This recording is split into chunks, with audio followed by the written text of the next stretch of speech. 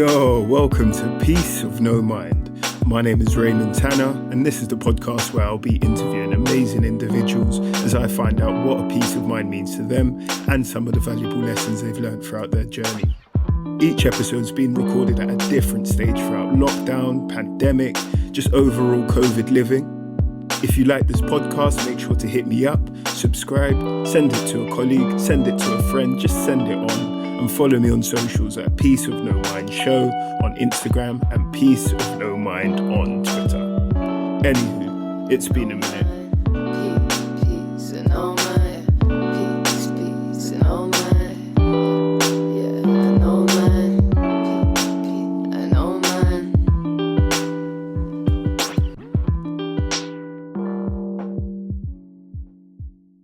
I would love to welcome to Peace of No Mind writer, host, and content creator, and most importantly, not even most importantly, 1/3 of the receipts, Tolly, aka Tolly T. Hello, thanks for having me. No, thank you for coming on, because I do know this was like part of your bucket list, right? I mean, I've had dreams about being on this podcast. I feel like, do you know when everyone's like, when was your made it moment? This is it.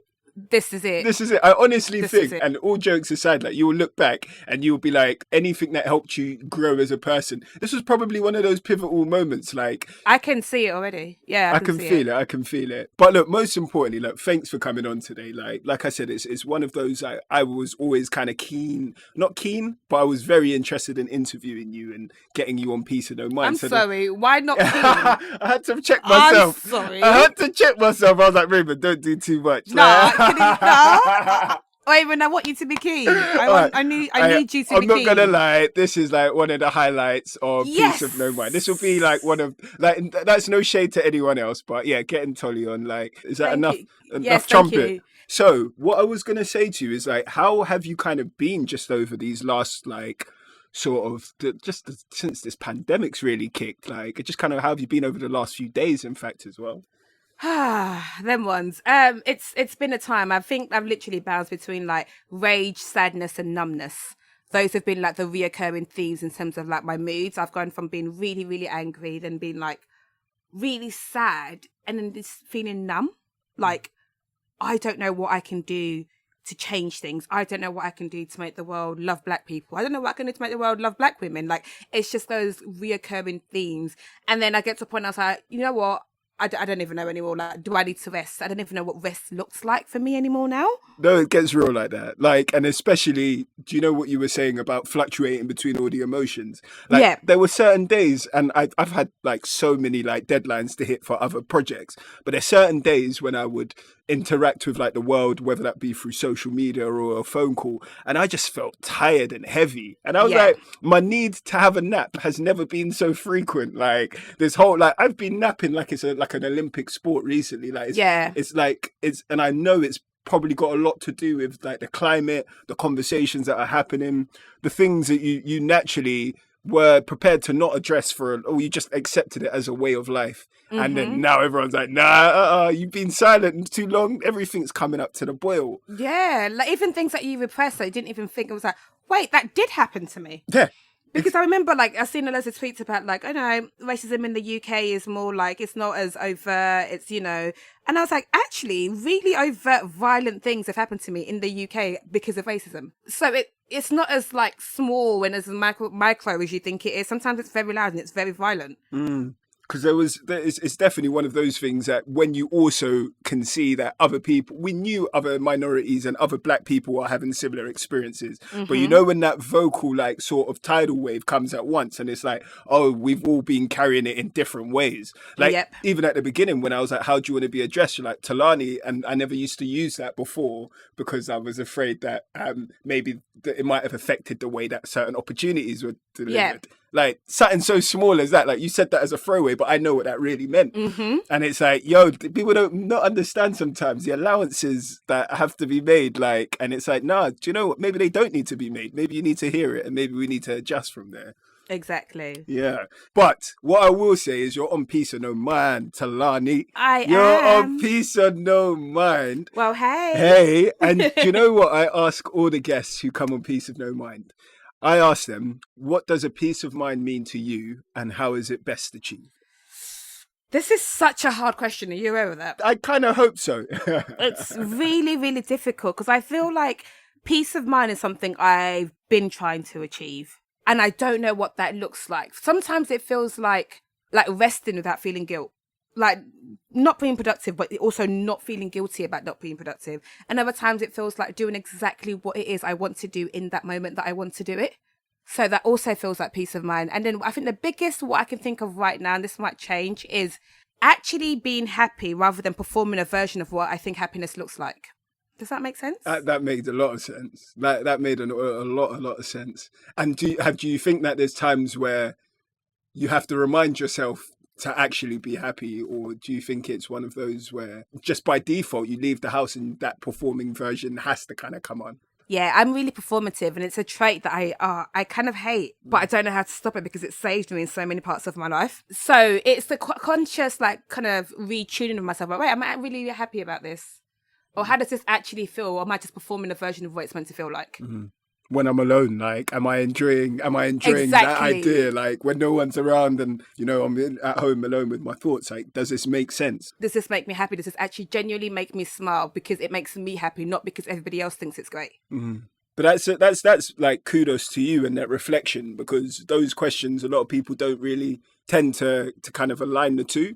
It's just almost like, look, you can get caught in whatever everyone else thinks is perfect and happy for you, and you living out in an ideal sort of setup, to the point where only later in your life you realize, I gave 10 years, I wasn't even feeling any of the things that I was onto.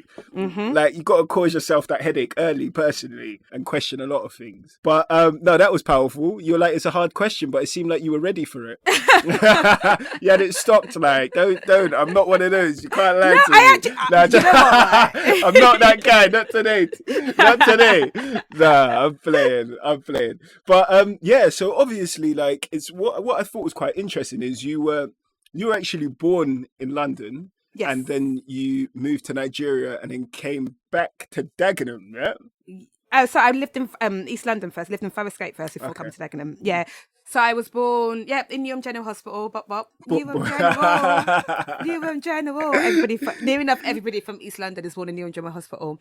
So I was in the UK for not a long amount of time. My mum didn't even give me space to be bad mind. She was she sent me back to Niger early. I think I was 1 or even just before I was 1. And I lived in Nigeria for probably about 7 to 8 years. So sometimes when people talk about things, I'm like, I wasn't in England yet. They talk about TV shows and I was like, yeah, I came here in 97. I don't know what TV show you're talking about. I don't know.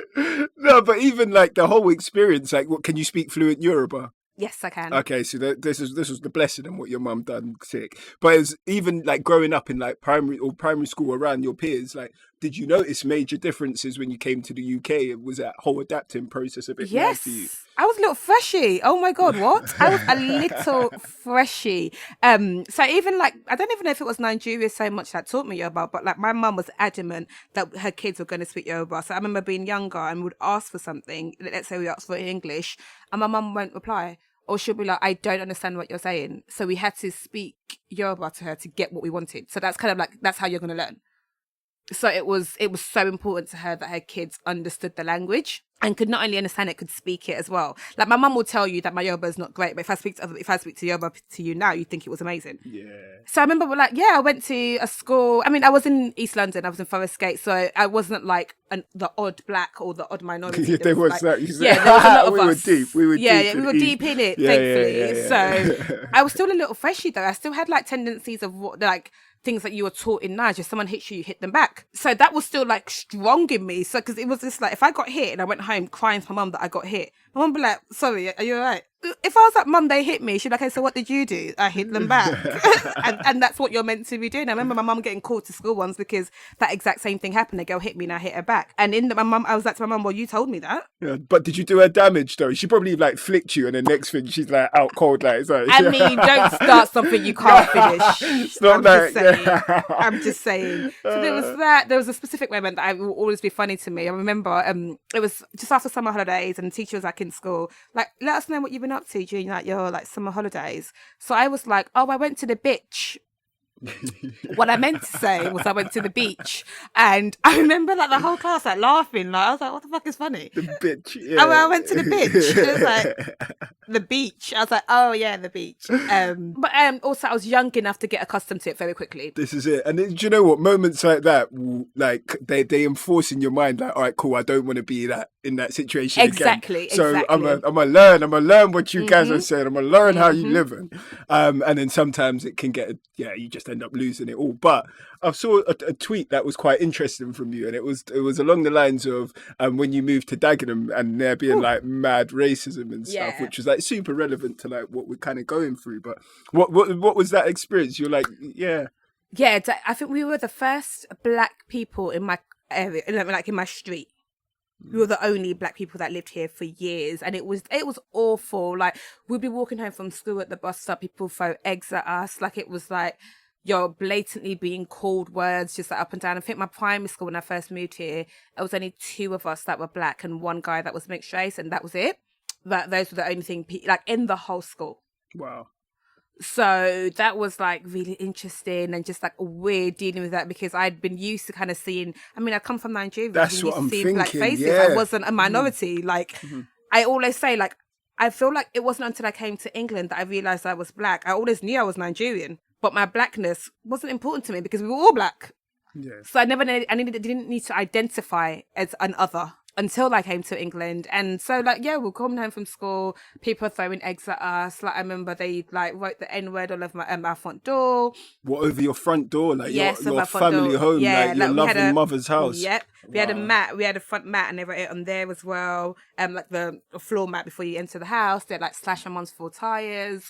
So like we like got it. Like the kids in the area would like, even if they're playing with us, their mum would be like, come in. Like to kind of like get away from us or whatever. And The venom in that, like, what did you think this was? Like, do what? them. Like, what are you talking to them for? Like, come in, sort of thing. So we had that, and like I remember it just got really bad. And after the 4 ties incident, my uncle came on. I told him my uncle this. So when we told him who did it, and he just beat him up. He was just like, "It's enough." Today this will end. Yeah, and I think at the time the boy that did it was young, so he like beat up he beat up his dad. He was like, "Okay, cool. Like we're gonna fight him." Like since you lot think you're bad, and it's really interesting because. Since then, after that fight happened and my uncle beat them up, it never happened again. And then we had new neighbours move in who were white, but they were really like, we really got on with them. And they were like othered as well because they were quote unquote criminals. But that's that ain't got nothing to do with that. That's nothing to do with me. But then it's funny. So the guy that actually slashed someone's 4 tires, I think like a couple of weeks later, his mum made him come round to apologise. So he came knocking at my door. He apologised. He brought her like flowers and like chocolate. And like my mum being an African mum who was Christian, you know, forgiveness is like ingrained in them. In the soul. Yeah. So like she's like, yeah, sure, like forgives him or whatever. And I remember once I came home from school and I forgot my key and I was locked out. And I didn't know anybody else in the area apart from that boy's house. What? So what ended up happening? You just ended up knocking on door. Knocked on their door and sat there. So my mum got home. So I'm just like sat on their sofa thinking, these are the same people that slashed one's 4 tires. Oh no! The bravery of even going in the yard though, like I'd like big up your whole self because that wouldn't have been like the other option. I would have just stood outside, like whipped out a school book and just like plotted. It was like after the forgiveness Okay, part, he'd yeah. apologised. It was winter, and I was like, yeah, you know what? And you're a child then, so you're not thinking, well, we're all cool now. Like we used to see them after, say hello and stuff like that. But it took it getting to that point that my uncles had to come and fight before it stopped. And what would you say? Because those were some of the earliest memories of someone like making you feel othered. Oh yeah, definitely. And it's like the things when you notice in school that there's not many of you. And like when I first moved here, it was like what in the 1990 something. I mean, this is the town where like BNP was in control at one point. Like, do you know what I mean? It's known for it. And like trying to walk past a pub was the scariest thing. And unfortunately for us, we had like 2 pubs at both ends of our like area. So you always had to walk past the pub, and then the fear of it. Or even like, let's say you're walking home and you need to pee and you like go into a pub, but just Everyone, the whole it's like literally just stops. The whole place still. stops and just looks at you. And like, what's awful about that is that I was a child. Yeah. By the very thing of what I was, a child, I was non-threatening. Do you know what? You kind of just arose some feelings in me. Like one of the earlier memories I had was, do you know, like school trips, they might take you out to so they took us to Belgium on a school trip, like Nice. and yeah, innit, like, but in year 9, and obviously this is the first time we'd ever gone anywhere. Like our school was like rough, so to take people over to Belgium like was a big deal for them. And I was with my boy at the time, and we were joking around. And this old couple were behind, and they're like, "Stop behaving like the baboon you are." And the way I knew something had been said. Like time had like kind of froze because I didn't know how to start digesting that. And then my friend who's white went mad. Like he's like, "No, you can't say that. You can't say that." But I'm there just like frozen. And then I get back on the coach, and like all the teachers start like coming to me like, "You're right. How's everything?" And I just burst into tears. I don't know why, but I was just like, I knew something had happened, but I couldn't work out what that meant. And I was like, am I meant to be upset? Why are they all asking me, am I okay? Was that not okay? Yeah. You're not going to catch some tears now. And that was like the mentality. But it was, it was like moments like that. And then it's just made me very aware of like, you know, just how someone else might perceive you, and particularly the elderly. And then it's weird how early it starts. Like I've got nieces and nephews who I'm protecting with all of my very being and my heart. And I remember like getting phone calls from my sister the first time, like it's not even something to me, but they all had first. Every black person has had a first when it comes to racism. It's like when did you know? You had a first. Yeah, and like I remember my nephew he wasn't even up to 3 at the time, and he was in the supermarket with his mum, and the little boy was like, "Oh, why is he black?" Like. And then they hear things like that in their nurseries. Like these things are not. I don't know. It happens to us from young. You are othered. Like, and I see it with my niece and nephew, my niece especially. Like it's. I don't know. It's insane to me. No, it is mad. And you wrote in an article, and this kind of links to like a discussion that I wanted to have. It was, do you remember writing for The Independent as a black woman? I hate the term people of colour. Yes, I do remember writing for The Independent, writing that, because I only got paid £50 for it. Call them out. Tell them, hey, I beg, hey, Tolly's Army, hey, I beg, run them down. Do you know, that post was always hilarious to me, because it was my first piece I did as a freelancer. Yeah. So I did it, got like commission, asked to do it. They said yes or whatever. I got commission. I was like, sick, you know what? Yeah, cool. I'll get some money this month. And when they paid me £50, I was like, sorry, what? It's mad. And even those conversations in terms, sometimes you don't even know how to do. It's not, you're always made to feel somewhat grateful, so you don't know how far you should be pushing. That like, hold on, should I just be happy I caught a £50? But no, I think there was something that, like, the reason why it hit me a bit is because I think I was speaking to a friend, and I was like, there's something that doesn't sit 100% right with me about the term people of colour. I understand it, and I understand it's like political correctness where it lies. But I was like, there's something that doesn't sit right with me about it. And I couldn't put my finger in it. So I typed it on Google. And this was before I knew I was interviewing you. Yeah. So I just typed it on Google. Like, I just wanted to see if anyone else had some similar opinions. And boom, the article came up. I was like, this is meant to be. Like, this is, look, you've said it before. But I think you touched on some like important points. And like, how do you feel about it now? Is that something you're just like, it's what it is? Oh, I hate the term people of colour, women of colour, BAME, POC. I hate it because there's so many factors to why I hate it. One of it is that, like, I am black. You saying you don't see my colour, you not wanting to refer to my colour, is assuming that you think there's something wrong with my colour. By saying you don't see my colour, you are taking away a lot of who I am.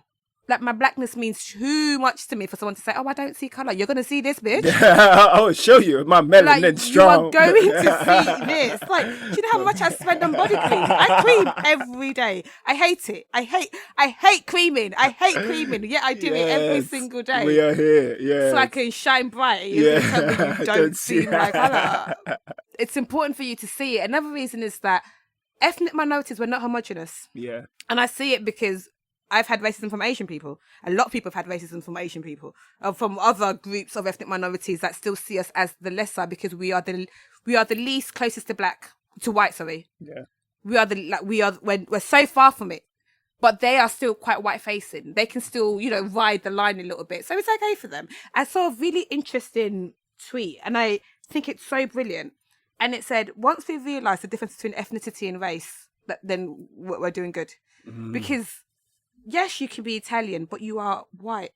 you still get the benefits of being white facing. And then even within certain cultures, there's the secular system based on the casting of their skin. So it's like, we know that obviously certain complexions can reap the rewards. Exactly. And also it's this idea that like whiteness is the gauge of what's right and everything else are others. If you went to do it, stick them in as well, call it we poke. Yeah. If you're really about it, because what is it? Yeah. Whiteness is the mark. And it's just like I said, it doesn't sound right when people refer to me as a person of color, or when I refer to myself as I am a person of color. I don't know. Intrinsically, there's something that doesn't sit right for me. But that doesn't mean that people should stop using it. But you're allowed to have your reservations about it. Yeah, it's for white people's comfort. And okay, you have to question why you're uncomfortable saying black. What are your connotations with that? What do you link with blackness that makes it a bad thing for you to say? Why does black feel like a dirty word? Like, yeah. Question why you're worried about saying that. Yeah, no, and you definitely wrote about it, so you ain't with it. And if anyone wants to find it, then yeah, you can pick up some bits. But I know like you're a pretty like a potent writer, like in terms of like you being featured in different publications. You used to write for BuzzFeed, beauty editor, right? This is very kind of you. But yeah, I did. Yeah, wow. No, it's true, because I feel like a lot of people it depends, you've got like a following and everyone thinks they're your best friend just through hearing you on a weekly basis. So, but there are a lot of people who, like, again, might engage with some of your written work and might have not listened to the receipts. There's a lot of people that have absolutely no idea who I am, and that's okay. This is it. And this is why it's like, yo, hey, this is your moment for a moment. Yeah. So Shan, lap it up. No, but what I was saying is like, yeah, so it's like, you're writing for like BuzzFeed and other publications. Has content and like actually writing always been first before podcasting? Yeah, writing was always going to be what I was going to do. Like, I was one of those people that knew quite early on. Like, I remember, do you know the year 10 work experience? Yeah. I did Man At It magazine. Okay. What was it? Can you remember what the magazine was? Of course I can. Sugar magazine. It was my favourite magazine at the time. Oh, sick. The best ever. And I got to like work there for 2 weeks. Like, I didn't do much, but it was amazing. So I always knew I was going to write. That was always like I'd always enjoyed it. And at the time it was like reporting. Like, if you went to be a writer, the only thing that was plausible for me was a journalist. It was like, I don't know. I didn't think about like writing like stories or anything like that, which is you become a journalist sort of thing. And so that was what I was always going to do. And I loved beauty, and that allowed me the chance to add two things that I really like together. Like, beauty and writing. I could be a beauty writer, I could be a beauty editor. Great, that's what I'm going to do then. Mm-hmm. I think everything I do, I want it to be all encompassing on storytelling. Like, storytelling is my kink. Like, I enjoy telling stories and hearing stories so much. Mm-hmm. That's why even when like I just love it. Like, I have really fun memories of like being in Nigeria and would be on all the kids that lived in the area will be on the compound, and the adult every night will tell us a story, and it always started with like they will say story, we'll be like story, and then once upon a time, which is why I called the new thing I'm working on story, which was recently launched. Yes. Yeah. So it's from those memories of, and it was like, I think most Nigerians, if you say to them, story, they reply, story. Once upon a time, there was a girl. It was just like something we just did. And it was like, I have the best memories of doing that. So I've always known that I just like hearing stories. Yeah. No, yeah. And definitely, I was going to ask you about story a bit later on, and it's one of those things that, again, it seems to be a thread that you just love stories, but also stories that relate to your personal experience, right? Mm-hmm. Yeah. So yeah, with the receipts, and obviously you lot had the first time you lot launched was in October 2016, yeah. Yes. And it actually came about through you putting a call out, right? Yes. So I tweeted, I was like, I've got a name, I just need girls to start a podcast. And the name was not the receipts. It was Cocktails and Cocktails. Did you get it? I get it, but yeah, the receipts runs. Yeah, I like that. We've done good. Yeah, it was an initial idea, you know. Cocktails and cocktails. I just thought, this works. Okay. So that was like, so I've got the name. I just need the girls. And then before that, I love podcasts. Like, listened to Serial and was obsessed with Serial when Serial first came out. I listened. I caught Serial only last year. Like, don't be mad at me, but I caught it last year, and I could have told you from the first episode this was Adnan. But anyway, I won't even say nothing. No, wait. Adnan is innocent. No, Adnan can't be innocent. Listen, Adnan did not. Oh my God. Listen, Do you know what, we're not Brian? going to get Thank into you this. for I'm done. having me. And that is the end of today. No, all I will say on it, because I don't know how many people are in tune. Okay, if he didn't do it, he knows something he's not saying. Let me tell you how much I thought Adnan did not do it. There was a point in my life I was going to write Adnan a letter. What? Just be like, I'm on your side, Adnan. Just be like, from London. I know. Yeah, just show you love from London, man. I hate to see a man down, man. I love you, Adnan. I was like, no. Yes. That's too far. That's too No, far. like, Too far. Anyway, we won't, because we could do a whole podcast on just us reviewing like. We Serial. could. So yeah, no, you're a big fan of podcasts, and I put a tweet out, and then like a bunch of girls like replied to it, and then from there I DM'd the girls, and then went to emails, and like what was like a long list, kind of like was 5 initially.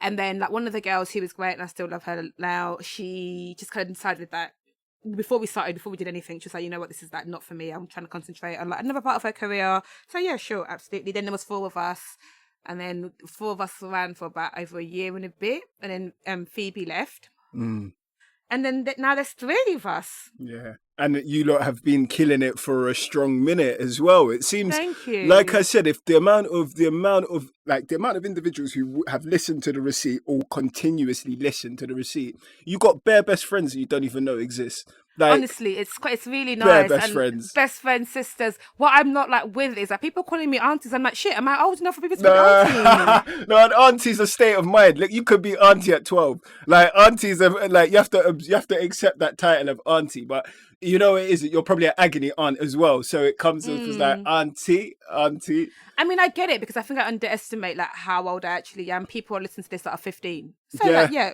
Of course, yeah, sure. I'm 15 years older than you. Even if, like at 20, I'm 10 years older than you. It's like I understand it, but I think it's because I'm like auntie. Auntie but is not. Yeah, when I was younger, 30-year-olds like were so old to me. So it makes sense. Obviously, you guys are still releasing episodes, but you've been doing live shows as well. So, what was like one of the biggest live shows that you guys had managed to kind of get together? So our last London one was probably our biggest audience, and we did it at it's in not Oxford Street. It's in Hackney. What is this venue called? I can't remember the name of the venue. Off my head. Like Earth was one of these. That's exactly what it was. Hey, come on, hey, reeling, come on. Thank you very much. Come at me. Another one, please. This is great. Yeah. Yes, it was Earth. And like numbers wise, that was our biggest audience. I think that was going on to 1,000 or something. Lord. Like London, like numbers as in at one same time, and the tickets sold out within like 4 hours, which was insane. Like we didn't expect that at all. I think like end of last year we did like a UK tour, which was so amazing. Like I really, really enjoyed doing it. And it was just nice to see people outside of London, because obviously, because we're all from London, it's very London centric. And I feel quite guilty about that sometimes, because it's like people everywhere that listen. So like doing the tour was so good for us, because we got to see people. Like we went to like Manchester, went to Birmingham, went to Dublin, we went to like these places that I didn't even think anyone even knew us there. But in the same way, like, are people acting like sycophants from like the moment they see you guys? Like, is that love still felt like even not in London? Yes. Mad. I think even more so. Yeah. I think even more so, because like with London, you can see me in the district line. I'm about. You can see me in ends. Like, I'm about. I'm about. Like I go to DLT. Like I'm about. We're there. I'm there. I'm active. I'm active in London. So like even more so, because just like we don't get to share that experience with people that are outside of London. I love it. I think during the tour, Manchester was probably my favorite show that we did. Like I loved it, and like even after the show we went clubbing with the girls. I was even going to say, it must even be a mad feeling to know that the way that you guys have obviously come together, your perspectives, there's someone in Manchester who might have lived very similar, or not even very similar, might have never lived the life or day in your shoes, but still relates to elements of that podcast. So it's like, yo, you lot are you're touching souls out here. Like, there's people. No, it's so nice. It's like when people come up to us like, you don't know what this has done for me. And sometimes it's not because we've been like, go and do this. Sometimes the magic is them seeing us do this. So it's not because Tolly said I should quit my job, that's why I quit it. No, but because I saw this person do this, and I was like, okay, cool, that's encouraged me to do it. And one of my biggest things in life is I don't think we can underestimate the power of seeing yourself. Like, I say this all the time. Seeing June Sampong on television did so much for me. T4 more than days. anyone. Are Yeah, you like mad? more than Like, anyone would know. Like Yeah. that made me, okay, cool. This is realistic then. So I think there is a power in people seeing people that not only look like them, sound like them, have lived their experiences, can talk about things that they also know very much about as well. And they're being unapologetically like themselves. It's like, yo, most of these platforms that you thought to make it or to be in these places, you really have to have diluted your character to get there and be like, it's like, no, you lot are just talking like unfiltered, like, yo, this is us. But do you find that there are even people who hit you up when you haven't, like, because you guys give advice. Has anyone hit you up like, yo, I actually took that and that did not work, and I've lost my partner, my life partner, because of this? I mean, some people flat out don't listen to us, to be honest. They just like, okay, cool. Yeah, Like, do you what said you want. leave him, I'm not going to leave him. Ultimately, with advice, that's what most people ultimately do what they're going to want to do. And a lot of times people know the answer. They just want to hear someone else say it to them. Many people that have left the relationship after this will be like, I could have left month 6. But I was like, no, I really like this guy, innit? And then you left year 2. Yeah, wasted a good Yeah. bit of time. And What you knew was Yeah. a red flag in month 6. You're like, oh, it'll change. So no one's actually said you've ruined my life, thankfully. Yeah. No, and you know what? Again, it's your the caveat is like, I'm here, I'm your voice in your head, but I'm not the actual voice in your head. Like, Yeah. I can't come here and lie down for you. This isn't my bed. Ultimately, like, do what you want. do it yeah. exactly. Like, I'm glad you enjoyed that hour, but yeah. Go now. It's your life. Yeah. But no, it's one of those things. When you look back over this time, like that, you've obviously you lot have been killing it. You're getting like crazy like sponsors. You guys are doing mad live shows. You're like connecting to people around the UK. How was your relationship to like peace of mind over those years? Oh, so when this was all like kicking off and stuff, I remember saying to the girls, I was just like, when we're becoming more visible, I was like, okay, cool. I know like we're like thinking about, oh, I want to like start looking better, working out or whatever. I was like, I think it's important that everyone gets a therapist. I was like, I remember I just sat them down. I was like, please girls, get a therapist, get someone you can talk to, because I think this is going to be harder than we think it is. I find being visible very difficult. And it's weird because I'm such a confident person and I don't shy from attention.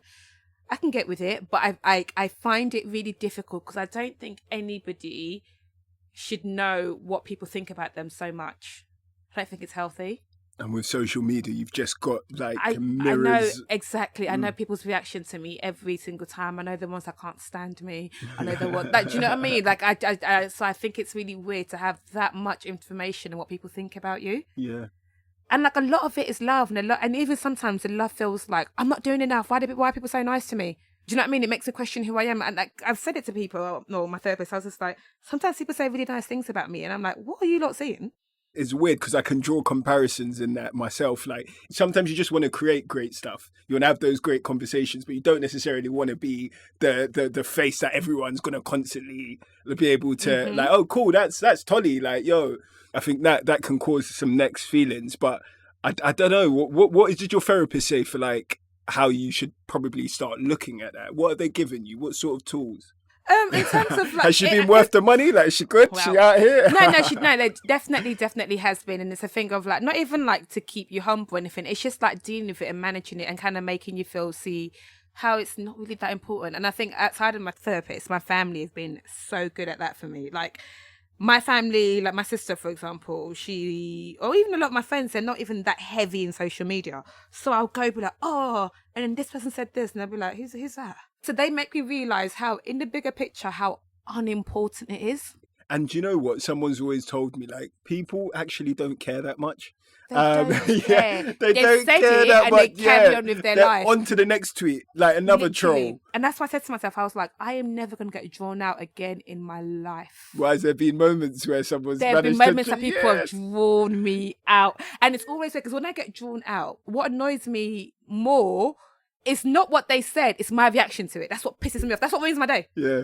It's the way I reacted to it. And you know that they drew you out, and it's like watching them drawing you out. Yeah. Like, and I was like, never again in my life will you not draw me out again. Well, Ever. can you remember one of the draw outs that you're like, that was like just a stress? It was one recently. So we did a podcast with the BBC called Corona Cast. And so basically the whole premise of the podcast was talking about how corona's affected everyone and what you're doing during lockdown or whatever. So during it, one of the questions was something about, obviously, corona has affected more Black lives and ethnic minority lives. And I was like, well, yeah, that's been true for me, because obviously I don't know how at the time there was no facts to it. So I was like, it's true from what I've seen, because what people that surround me are Black. So the people that I've seen affect it more are, and I think it's because of like who works in these places. Like our parents are carers. They're working. They're on the front line. They're in this field. So gets put out. BBC just put a clip, and then some girl must have said that. Why did they get the receipt to talk about this? They're not got a scientist. Blah blah blah blah blah blah blah blah blah blah blah blah blah blah. And I remember I wasn't gonna say anything to it for the time, but I just kept seeing bare tweets about it, and like there's a really weird feeling of like seeing yourself or something you're involved in being talked about. And like not reacting to it. So instantly I was just like, no, I'm talking. I don't care what it was. Like, no, I'm talking. You're going to feel. Talking about. And like, because what I even replied wasn't even rude. I was just like, the BBC literally have a 24-hour service where they talk about this. Like, I'm sorry that you only see news when I'm on it. Like, this is just a short clip. I'm talking about my own personal experiences. And and I'm getting drawn out so much. I started talking about my uncle that was in the coma, and I was like, actually, no. I don't need to do this. Yeah. Did she leave it at that, or did you end up like having to just barrage her? No, literally, I didn't even at her. I just tweeted what I had to say. Okay, but like, cool. It's one of those people where like, as usual with Twitter, the insult always gets bigger than the apology or the realization. So I think she realized later when she listened to the whole thing that it wasn't that. But of course, that would have never made as much noise as the initial tweet. Yeah. So I was just like, you know what? Yeah, it's not going to happen to me again. I'm not going to get drawn out. Mad. And that is like a good piece of advice that you'd probably what give to anyone. Like not. Oh yeah. It's not worth it. It's never really worth it. Because honestly, that whole thing, I even forgot what she said. It was my reaction to it. And I was like, you put more attention to it. Like, what are you doing? So obviously you were talking about with your life coach or therapist who's helped you kind of make sense of and how to deal with like the last few years of like the receipts, everyone like kind of being your best friend and you kind of moving forward. What would you say like one thing you know for certain about navigating the world? Oh, I don't know if I have any certainties. If not a certainty, we could say just something you're pretty sure of. And again, you might be able to check this again in 2 years and be like, no, what I said then, I didn't mean it like, yeah. I know now you can't hit them. Not even to be soppy. So I'm a big believer of love in all of its forms. Like in its romantic, in its parental, in every single form of it. But like, I'm adamant. There's something fucking magical about love, man. And I'm not one of those people that's like, oh, let's just hold hands and love each other. I'm not going to cure racism. It's not even that. Like, it's not as fickle as that for me. Like, there is just something in the notion of being in love, being loved, and seeing love that I really think shapes people a lot more than what they think they do. Sometimes it feels like what I talk about is fluffy because I talk about love a lot. I talk about relationships a lot. But I hate when people underestimate the power of it. I hate when people make it seem like a small girl thing. When really you think love is all encompassing and can... I think it's fucking huge. I haven't found the words for it yet. And I don't think I ever will, just because of how big it is. I think it fills many holes. It like love allows you to feel belonging. It like lessens loneliness. Like even the love for your work allows you to create better. There is a love for yourself allows you to move around the world better. That's not soppy. I think that's not soppy. No, just wiping away tears. No. It's real. It's real. It is real. And I think the way you've just kind of put that into the different avenues, it reinforced. Actually, you know what? You're not telling a lie here. So, what would you say we need to find more love? And that could be any of those types of love. That's one thing you know about navigating. Yeah, I think one thing I know about navigating life is like things that are done with love, with a feeling of being felt love, are better. Are they just done better? I like that. Like it just moves better. Yeah, that's what we're writing down. I think we're going to run with that. Okay. And there's a few more questions I just wanted to ask, but you mentioned Story a bit earlier on. What is happening with Story? Let us know what's happening. What is that about? So Story is this. It's a platform that I created, I guess, that is dedicated to like storytelling. So in the base of it at the moment, it's just on Instagram, and what it looks like on Instagram now is a page where I write, or I'm eventually going to have other writers write as well, and the writing is performed, a monologue, and then it's performed by an actor. the long term of it, I've got such bigger plans. So, I mean, a lot of my week this week has been like strategizing and making like business formats and like talking to like designers and things like that. I have a massive thing for it. Okay. Because I'm trying to get to a point that my content doesn't live on things that don't belong to me. Because Instagram benefits Instagram. If Instagram decide today they don't want long videos anymore, story's dead if it lives on that platform. Whereas if you had this website, which was all in. Yeah. So I'm trying to really see what ownership means to me and what, like, how I can get everything I'm working on. Because I write and then I have things on Medium. If Medium decided they don't want things anymore, where's all my work on Medium going to go? So right now is your mentalities on how you can secure your own sort of, not necessarily lane, but your financial freedom, your content, like pretty much self-preservation. Absolutely. That's a beautiful thing. And I think that's what a lot of people have probably been awakening to at different moments. It's like, why are we giving control, literally giving control to someone else? Like, don't get me wrong, there is a period that they can help you and help you. Of course. do your Absolutely. thing. I'm a strong believer of that. So what does it look like then? Like, so Story at the moment, it's only got 3 posts on it, right? Yeah. Yeah. So it's like a storytelling space. It's just like, if it's a monologue, if it's written content and seeing the bigger picture, it's like written content, monologue, podcast, all the spheres in which we can make stories, let's make it and create it in this. Story, it's black. And this is probably the first and only time I'm ever going to say it's black. It's black without being like, oh, look, all black people. It's just going to be black by what it is. Yeah. I'm not going to be like, I'm only looking for it. You're just going to see that it is black.